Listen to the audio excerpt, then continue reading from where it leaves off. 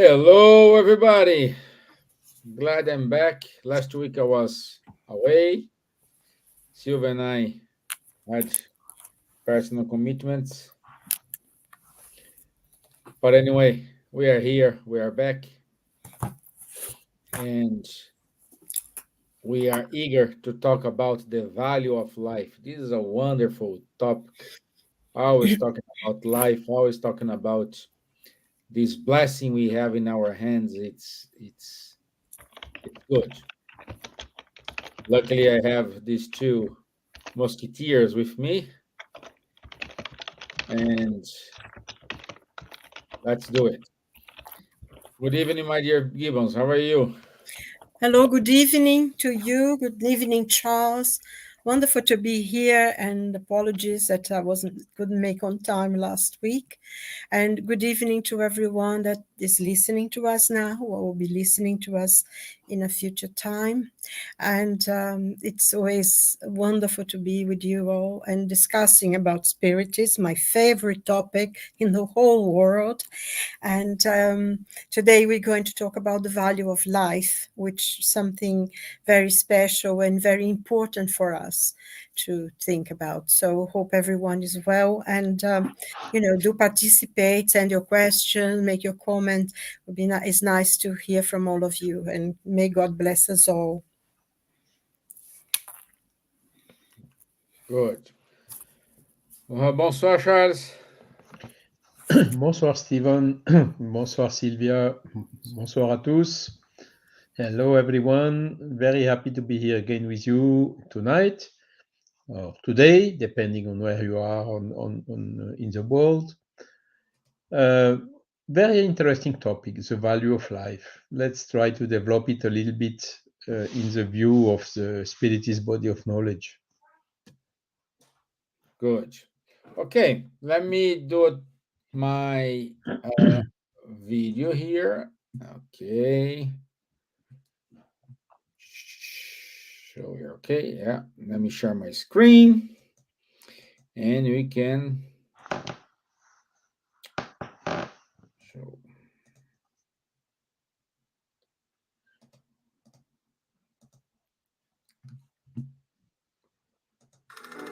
Okay. This current life is nothing more than a short play in a large theater.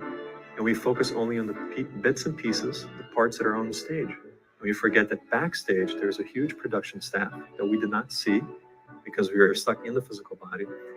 And if we put on a good show, and we allow these other agents of the Christ, these other agents of God, who are these supporting actors and roles in our life, our family members, our friends, they're the ones who allow us and help us to perhaps put on a good show for the audience that's watching us. To instead of just being in that one theater, we can go to a better theater and put on a bigger play, a better play, and allow those in the backstage area, in the production staff, to do their job as well and have faith and trust in what they're doing. Because their work is what really matters. We're simply representing their wants and their desires here on this earth.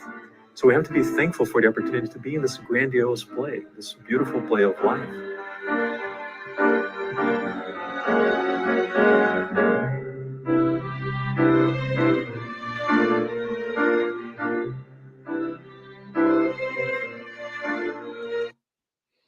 Okay, so we are in this play, and we are characters. Today I'm Stevan. Yesterday could be Miguel, João, Charles, Maria. Could be anything. And we have the life in our hands. We have this gift God gave us. Gift to learn how to handle problems, gift on how to celebrate good moments. Life is full of blessings. Sometimes we do have um, problems. We do have bitter moments, but these bitter moments teach us how to move on, how to become a better person, how to become a better dad, a better mom, a better wife, a better husband. This is life. I'm not just talking about life, incarnated life, because in the spiritual world, it is life as well. Different form, but it's life. Everything's life. We have one life with many incarnations. So, in both ways, we will learn here or in the spiritual world. We will learn. That's that's the beauty of life. So, Charles, how wonderful it is your life. Wonderful indeed. And you're totally right, Steven, to mention again, we are here talking according to the spiritualist paradigm, the spiritist body of knowledge point of view. But and you remember very well that the life is here on earth, living beings. We are living beings. But even when we die here on earth in the material world, we continue alive. Our life continues in the spiritual world. But if we give a quick look only to the material world, okay, we know that life appeared on Earth something like 3 point something or to almost 4 billion years ago. This means around, or with the rough numbers, 1 billion years after the creation of the Earth. And how did life appear? These very simple forms of life, monocellular, as one single cell, which was living. And then all the forms of life went developing in a progressive and increasing level of complexity until reaching what we are today, the human being. So if we take this more simple form of life, a single cell, a single living cell, are we today capable to synthesize one? We know perfectly its constitution in terms of atoms and elements of the Mendeleev tables. It's carbon, oxygen, hydrogen, nitrogen, and so on. But so are we have these elements at our disposal, but are we able to synthesize one single cell and give life to it? We are not. The only thing we can do is to duplicate, to clone, but to create from the simple elements a living cell, we are not capable. So this gives us an idea of how little we still are in front of this wonderful phenomenon which is life. And of course, the complexity when growing, and the most complex form of life, at least from our perception, is the human being. Okay, so we are alive. We have conscience, or we are alive. We are conscient of our existence. To be or not to be, that is the question. Said a famous writer not so long ago. Mhm. And uh, a couple of centuries maybe. Maybe. And so we are not capable. We are capable, of course, law of reproduction, again, to clone, and we know the natural process in order to have reproduction and to create new forms of life through the pregnancy and fecundation and everything. We know the law of reproduction. But again, we are not capable also, even in ourselves. What is the difference 1 minute before death and 1 minute after death? We are a living being, and then of a sudden we are death. The EEG is flat, and there are these diagnostics to make sure, in the medical point of view, that we are really deaf. But what is the difference between just before and just after? Science also doesn't know.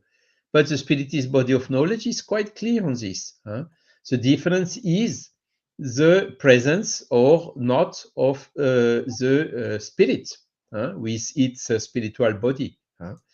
And even in the most simple form of life, how did we jump from the inert matter to living matter or organic matter and this single cell? It was a combination of several things, those chemical elements which were available on the earth, but also an organizing principle, which is the spiritual body, and another element which is called the vital fluid. And this is exactly what we have in the human being. We know how the fecundation process. You have the ovule, which is fecunded by a spermatozoid, the first one which is reaching there. And then this cell is dividing, developing in 3 dimensions, also in different functions. We just can see how wonderful it is, but also we cannot explain where this increasing organizing energy is coming from, because some apport some to bring some energy, because the second law of thermodynamics, the entropy, is demonstrating the opposite. We should go always in bigger and bigger disorder, but here it's an increasing order. So in order to achieve this, there must be some energy coming from somewhere. Where does this energy come from? Very interesting question, isn't it? But clearly, again, Spiritist body of knowledge teaches it comes from the spiritual body, the perispirit, called as name given by Kardec, which is enveloping the soul, which is then binding to this fecunded cell, which is then driving, using as a form for making the growing of what is then becoming a nice baby after 9 months. So all this we can see, we can follow, we can make diagnosis, we can do a lot of things, but still there is no clear scientific or medical explanation about the secret behind. And so this should give us an idea of this value of life, because the life is really a gift, as it has been said in the video. Why do we incarnate here? We have told it already. We incarnate in order to progress. Our spirit needs to progress. So this is why we are incarnating. We are taking temporarily a physical body. When we have finished the mission in this life, we just leave the physical body, we give it back to the earth, which is then reusing, recycling, and our soul, our spirit, with the spiritual body, continues its evolution. Okay, so we are not capable to create life other than using the natural processes. So we should have the deepest possible respect also for this life. And this leads us to a lot of other questionings, like, okay, what about abortion? What about suicide? What about euthanasia? All these questions which are under debate very often in a lot of places. And this spiritualist paradigm brought by the Spiritist body of knowledge is bringing a lot of hints, a lot of elements, a lot of food for thoughts to think about all these questions from a spiritual point of view, whilst nowadays mostly the laws and regulations which are valid here and there are based, unfortunately, on a materialist paradigm. Means the embryo is a thing, is not a living being, whilst Spiritist body of knowledge is teaching it's a living being, and it's not a part of the body of the mother.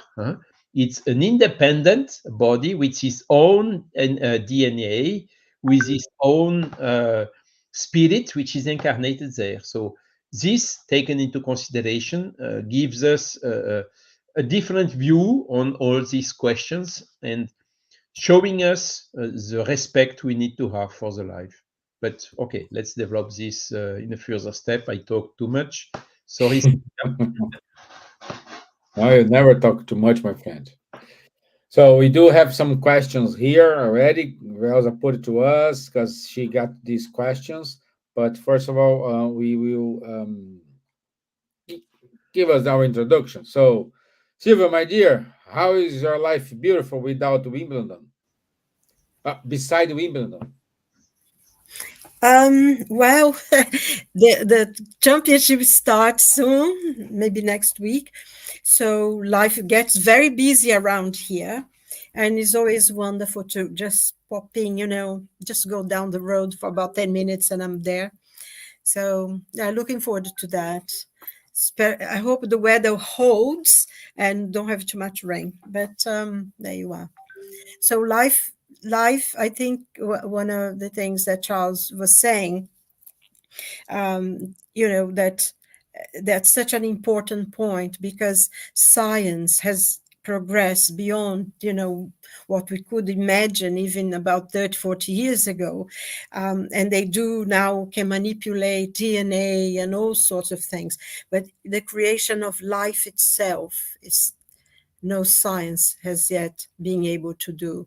They can manipulate what God created. Let's face it, God created it, but they cannot actually create it. And I think should be a humbling thing for people, but it isn't. And another point also that I thought very important that Charles mentioned is a question of the value that we have to give for life, because I think one of the points, the spiritual guide of Chico Xavier, the Brazilian medium, wonderful spirit, he talked about life and how much we it's precious for us to be here incarnated on earth, because I think we have just 1/4 of the population of the earth, of the spirits that are located to the earth, being born at any one time. So if we have 7 billion people now, we have like 3/4, another 17 billion waiting to reincarnate. So just the fact that we are here is already precious. It's already a gift that was given to us. And I think sometimes we don't really value.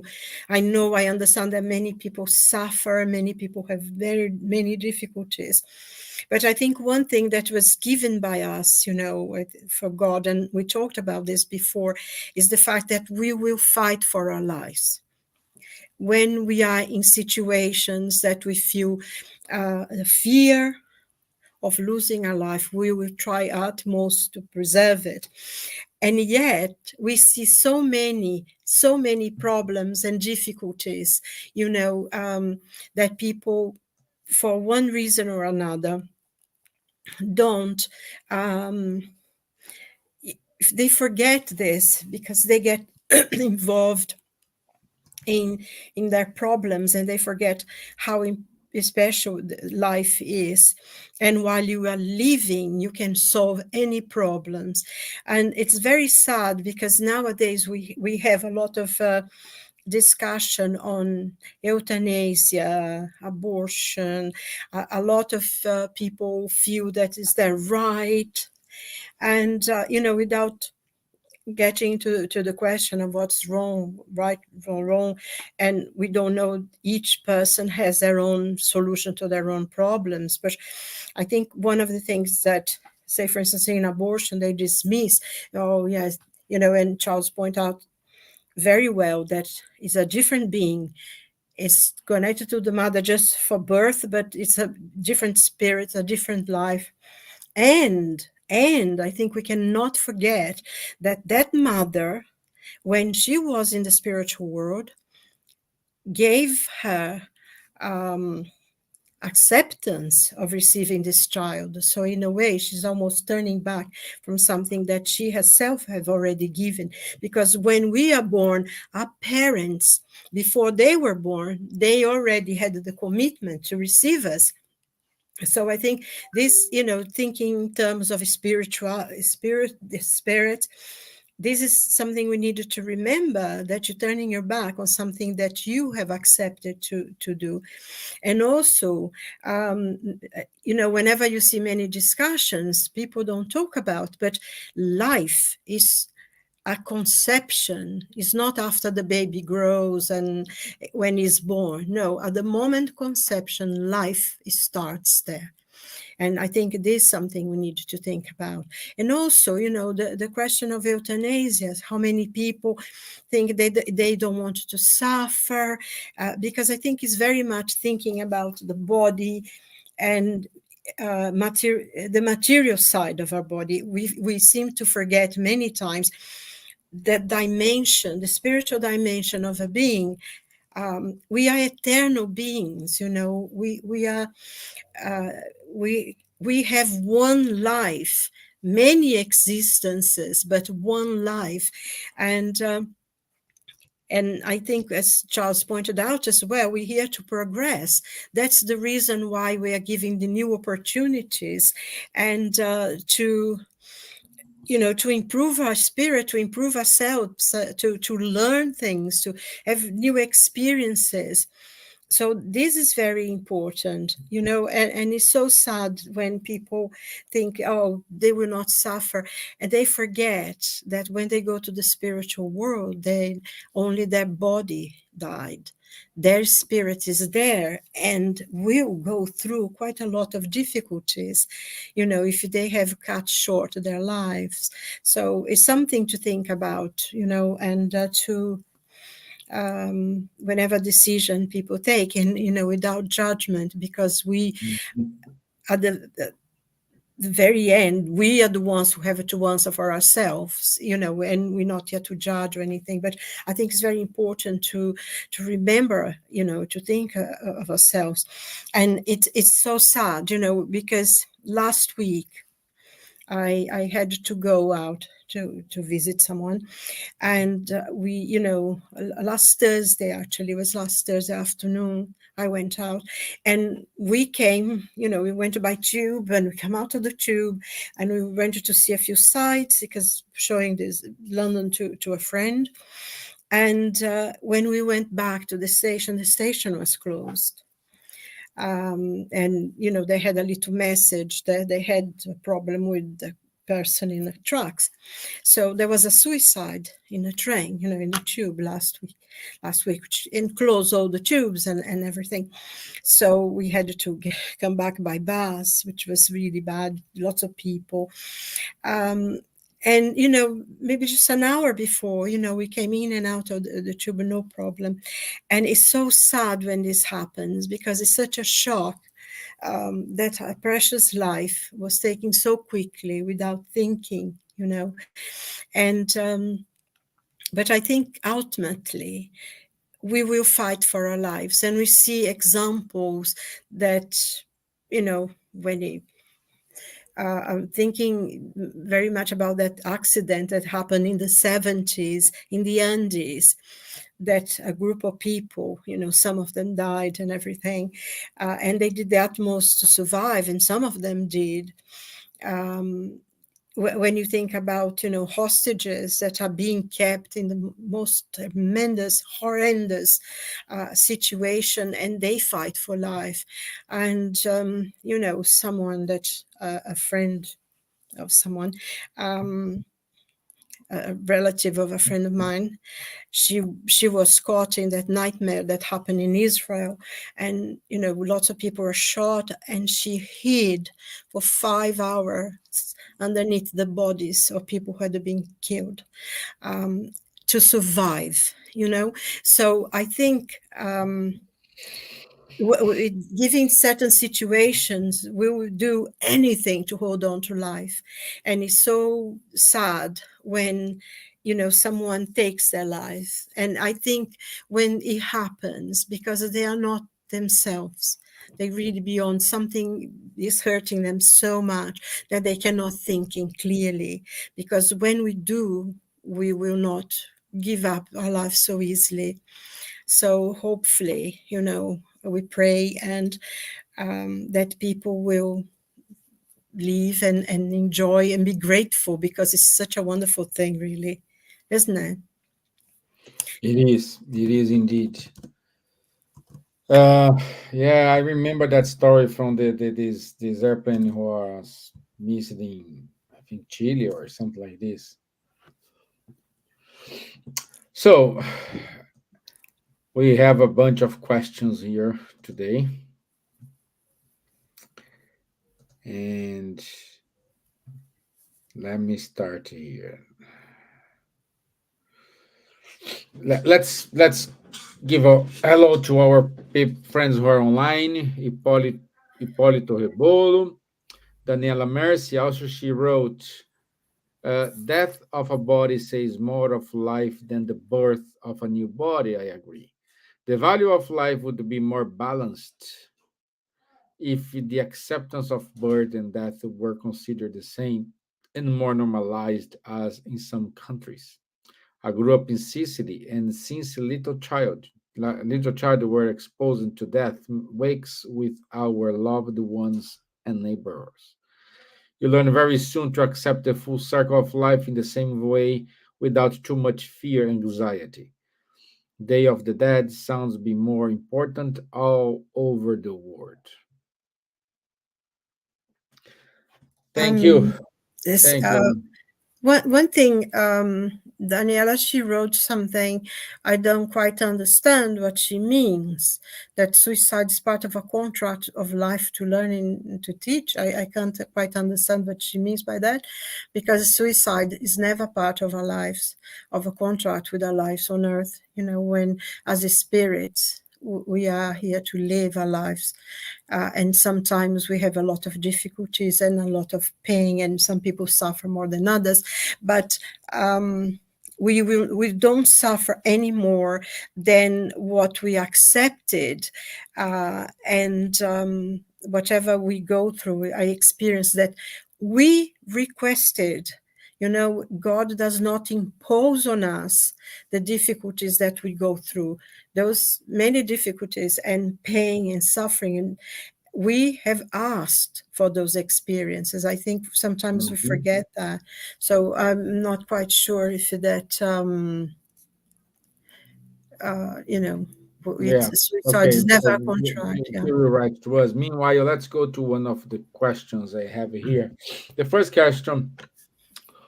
Hello, dear friends. Could you please answer the questions as my friend Steve will listen it? Hope you're listening, Steve.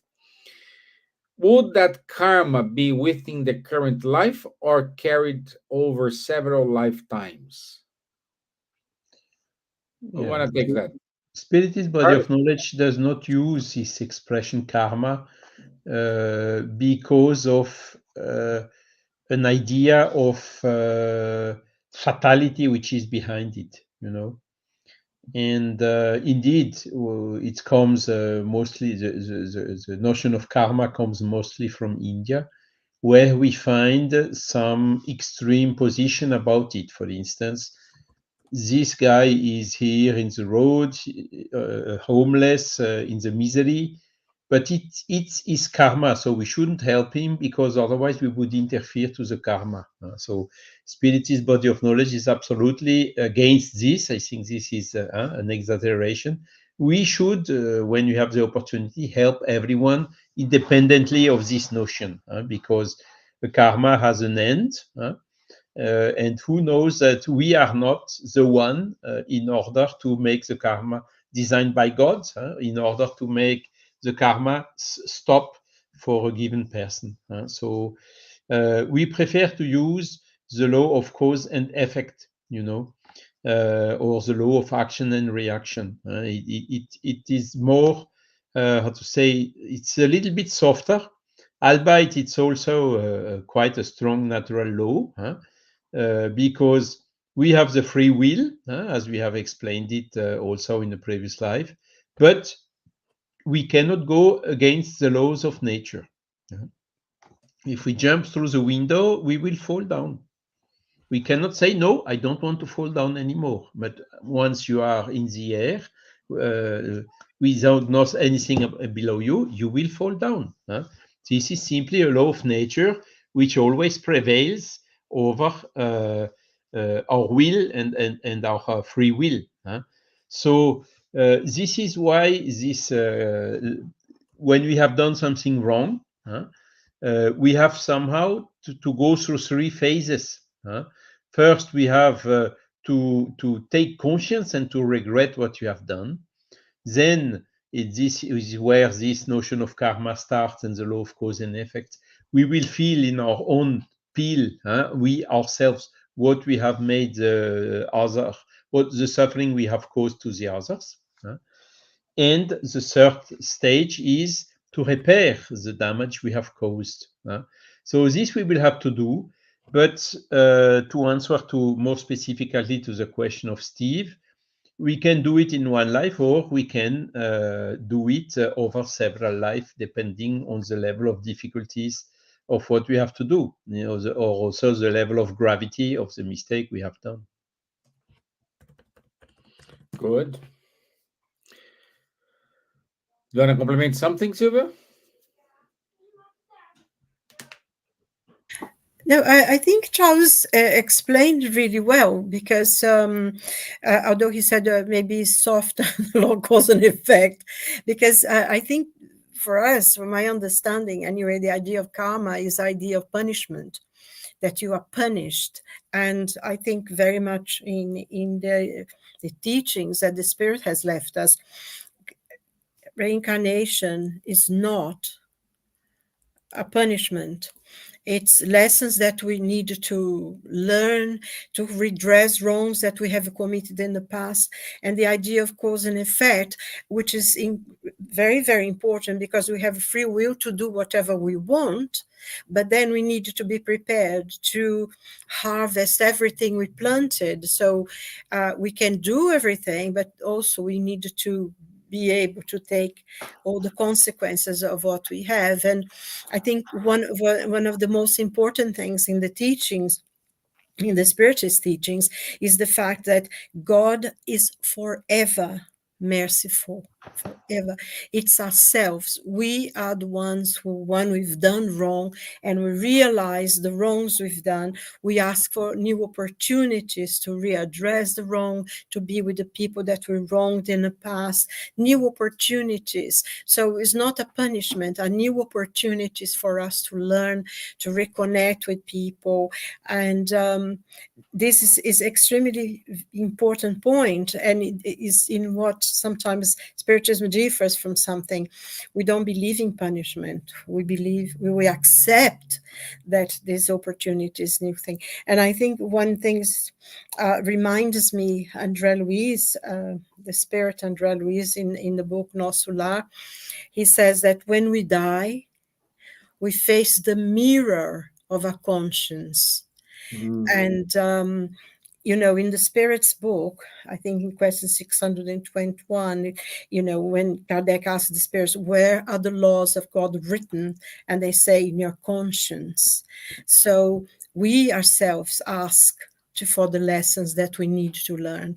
And it differs because karma seems a punishment that is imposed on us.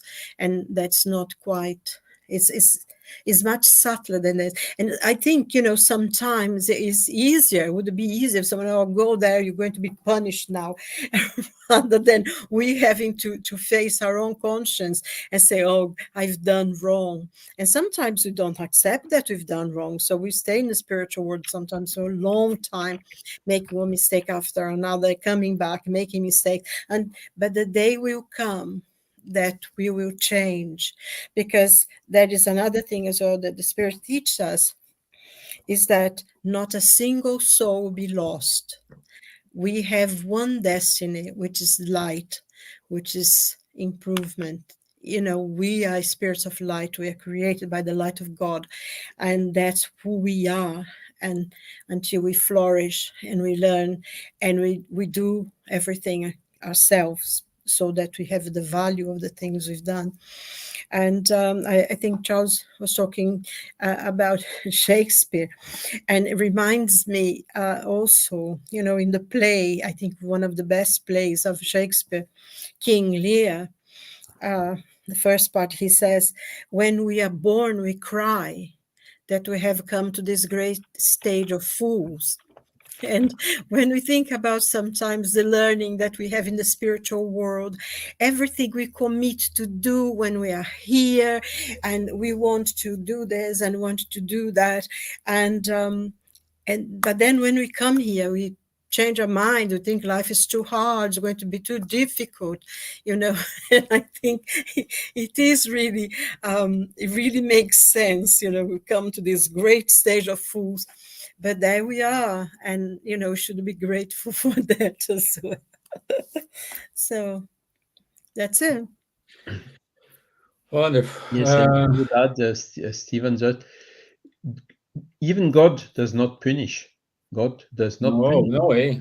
Infinitely merciful. So how could someone infinitely merciful punish? No, the laws of nature are the same for everyone.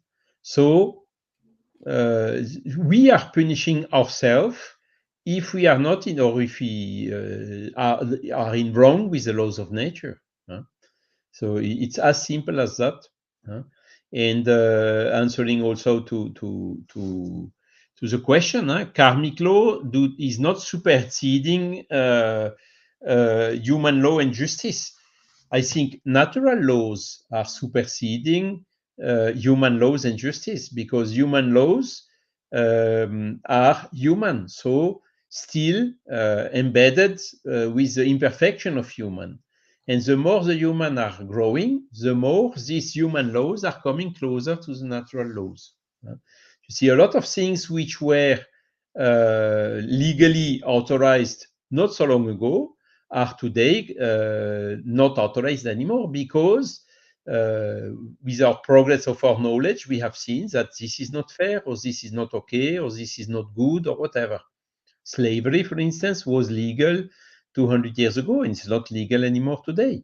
And there are a lot of things like that. And for instance, we talked about abortion. Abortion is totally legal in a lot of countries, in France since 1970s. But is it a good thing? We are just warning and bringing the information that it's not so good as we usually think it is. So once this will be really encompassed within the scientific knowledge, probably the law will change again. And if it's today allowed, maybe one day it will not be allowed anymore, because we will see that it is not aligned with the natural laws. It does not recognize the value of the life, even the life which is information inside the body of the mother. Okay, let's keep going because we have more questions. Would that karma be with us currently life or oh no, I think this is it's I answered to it already. yeah.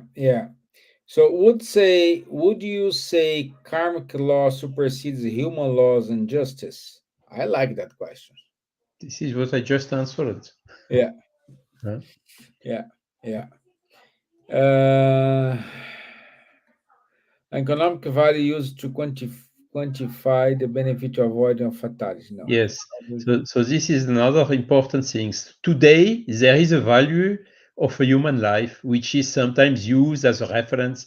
For instance, when when there is a road somewhere which is with some, let's say, turns which are a little bit too tight and so on, it is known that you have one fatality, and then a second fatality, and then a third fatality.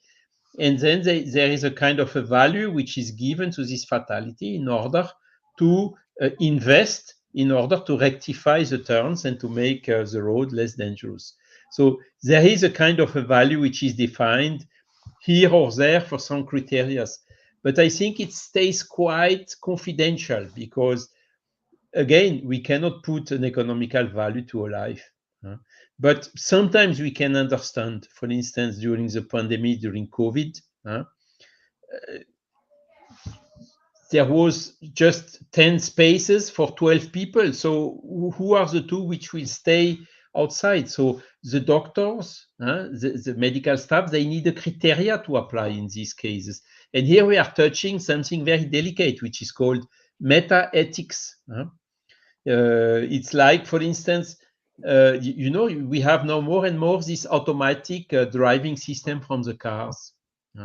So this can happen. You see, the car is going and about to hit 3 people. And then, okay, I can deviate the car, but I will hit 1 people. So whatever you do, you will hit 3 people or 1 people. What shall the automatic system decide? To hit one person or to hit 3 persons? It may seem obvious, the answer, but it's not. It's not so obvious, because to hit 1 people is not a good choice either. No, And all these questions are now growing and growing and growing, and there are very interesting debates about this. So we really are going from the principle, from the spiritist body of knowledge. We cannot put a money or an economic value to a life because we are not capable to create one. We are not capable to. It's something which comes from higher level, from God himself, and to put an economical value in front of it, it's discussable. So that's my point of view, at least. Wonderful point of view. Yeah. I know, for instance, in the company I worked recently, there was a very absolutely strong policy to make everything we can to avoid any type of accident and even more of fatalities. And when there was a fatality somewhere, you had immediately people coming in order to make an inquiry, to analyze why, and to go for the root causes and to do whatever is possible, stop the works until it is clear, and we are sure that we did the utmost to avoid any further fatality. So I think these procedures are now more and more applied everywhere, and I think it is really what we have to do everything we can. Of course, fatality always will happen because some cases you have such a highly improbable combination of different causes leading to the fatality that whatever precaution you take, you will always have. But nevertheless, by making these type of procedures, you divide the number of fatality by 10 or by 20, and this is exactly what we have to do. Okay. So we go back to a question. So Silvia, Daniela Mercy, she put it here about the topic of suicide. It's a very delicate subject. We've asked for all our up and downs, in my opinion, also the end of this journey. Definitely very difficult decision to take and desperate measures. Who choose this path will still have to come back and live the same challenge again over again.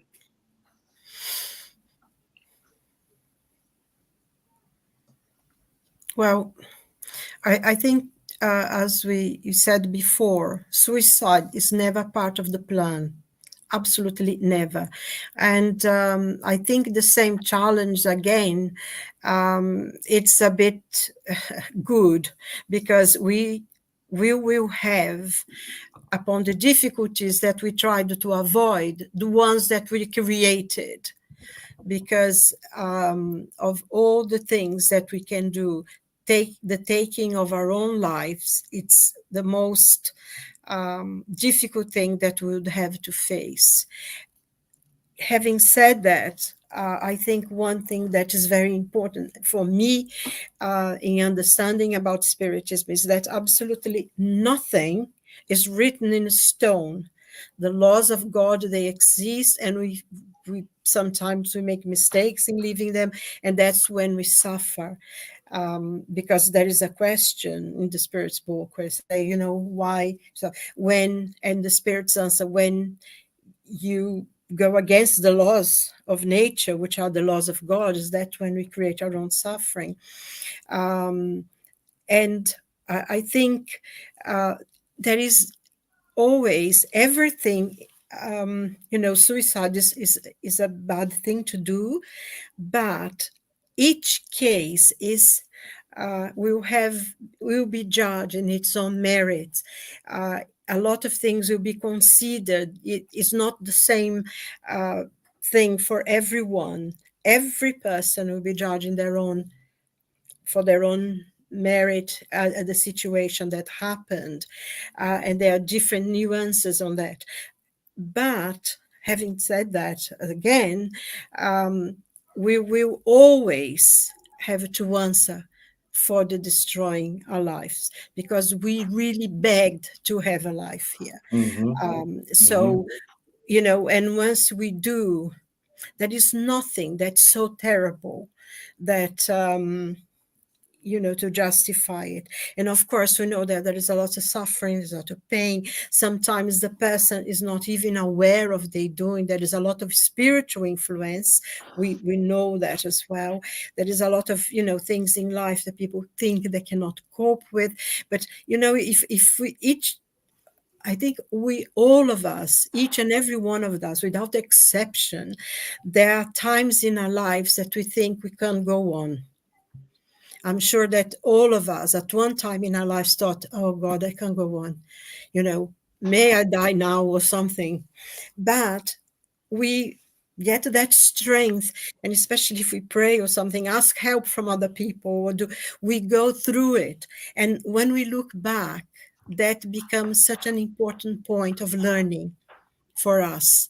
We look back in our lives and we are so grateful that we are able to overcome whatever it was at the time.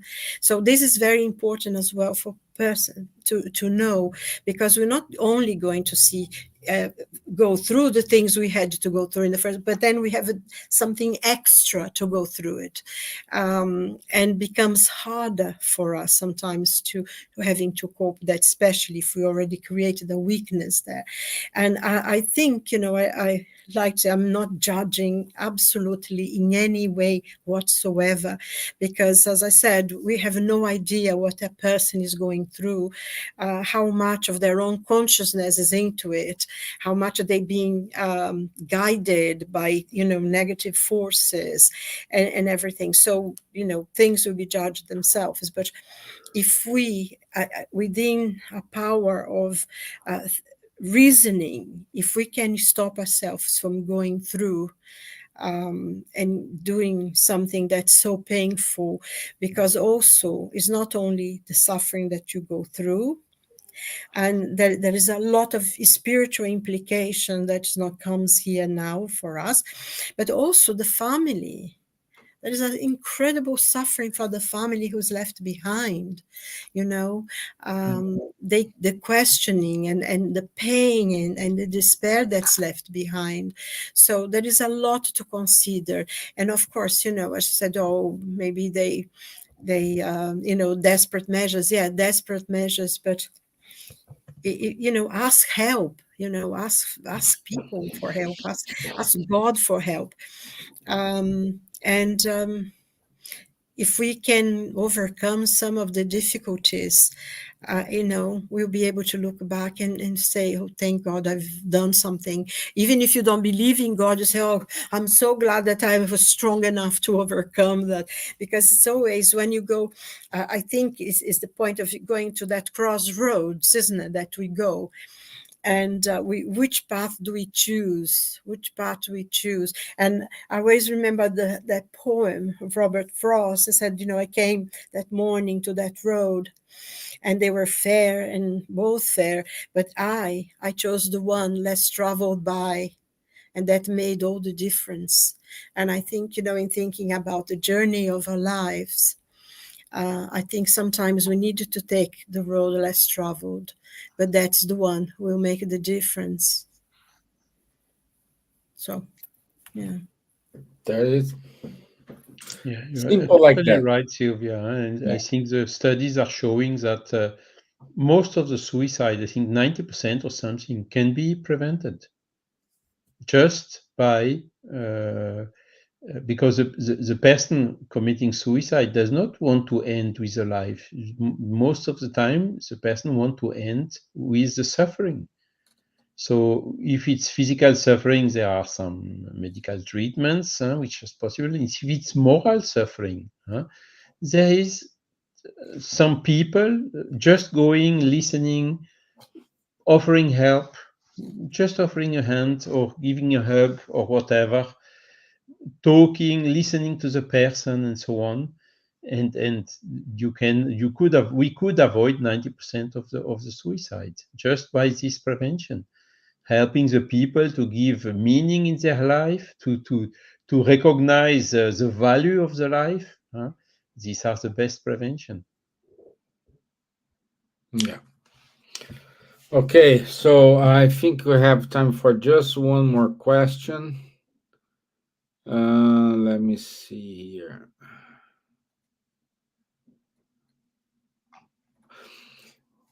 How how to understand about eternal life, reincarnation, and existences?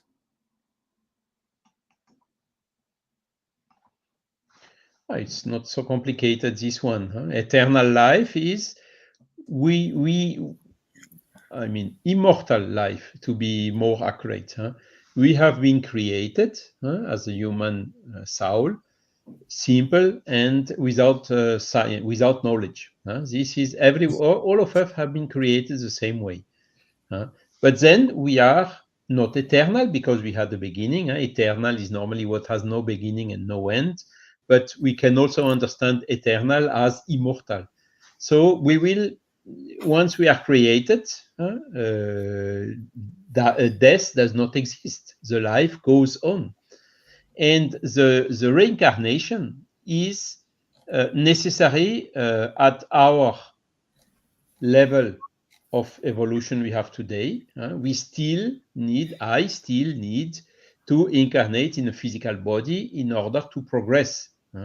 And the purpose of the reincarnation is allowing my soul to progress. That's why when I have to make use as much as I can of this body gifted by God and by all these laws of nature, in order to progress as much as I can during this opportunity. And then once I have finished my mission in this world, in this life, I just give it back and go back to the spiritual world. Yet, if I still have to continue evolving, I will reincarnate in a new body to make a next step.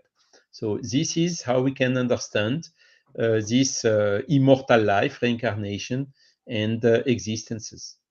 Through this law of progress, we are progressing towards God, basically. Yeah, it's true, isn't it? Because once we are created, we will, it's that is one way forward, and I think that is one life and many existences. So every time we are born, we are living a new existence, new learning. That's why we're born a male, female, sometimes we're rich, sometimes we're poor, sometimes we're very intellectual, sometimes we're not, for new difference, new experiences, so we can absorb all this knowledge to be an enlightened being. So it's many existence, but one life. That's Yeah. a great thing. Yeah. Yeah. Well, like we said, when we have one life and zillions incarnations, whatever incarnations. Yeah. Okay.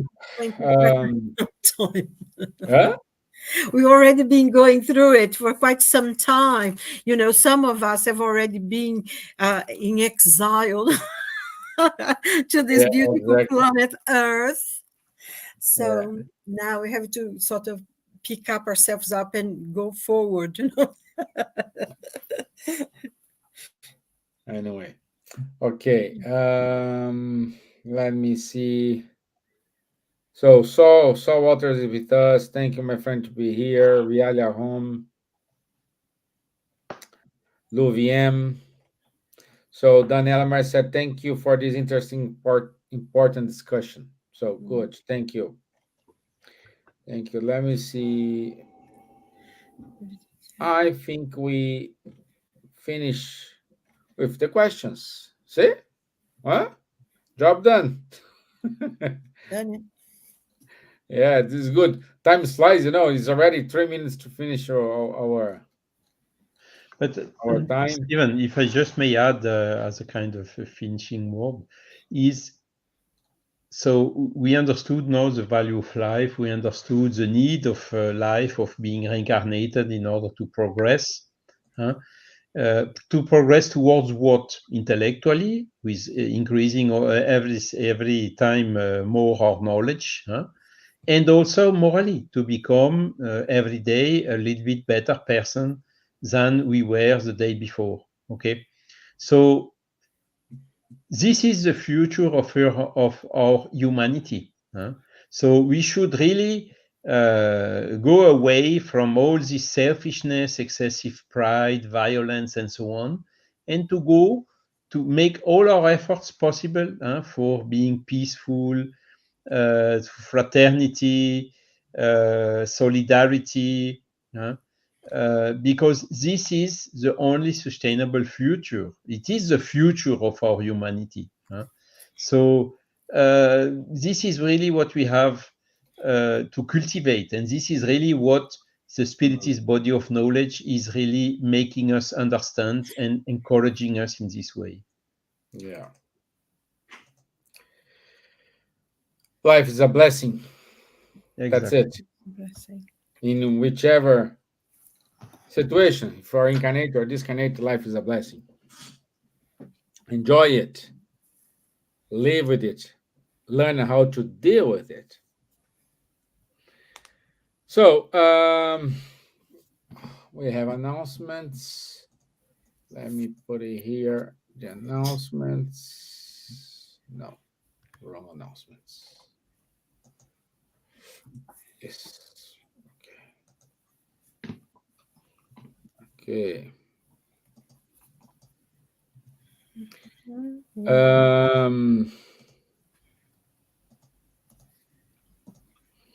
So next week, 3rd of July, our topic will be, what are you thankful for? That's our topic, just to keep it going on the path for the life, the value of life. What are you thankful for? So it's this weekend, Spiritism Max 2024 in Oxford, London. London, no, Oxford. UK. So please don't miss this good opportunity. There are still few tickets available. So it's a good opportunity to meet Charles, Silvia in person. I am Unfortunately, not I going won't. to be there. No, I'm not part of it. Oh, you're not going to be there? No, that's not. I'm not part of this time. No. Okay. Yeah, I won't be there, unfortunately. But But I I will. hope you guys have a And good to event. enjoy also the film festival. Huh? Yeah, and at the end we have the film festival. Yes. And seeing this movie No Solar 2, which was launched in Brazil, but here in Europe, not yet. Huh? So it will be kind of first of the kind. Huh? Yeah. So the series of Camille Flammarion. So I'm not sure if this weekend or next weekend we will have um, a conversation, a talk about Camille Flammarion. Keep reading the Spiritus magazine and listen Kardec radio. And this is it from me. Thank you all. Thank you for being here with me. And I'll see you next Wednesday. Bye God, bye. Thank you. Bye bye. God bless. bye, everyone. God bless. Keep safe. And we'll see you next week. God Bye. willing. Ciao.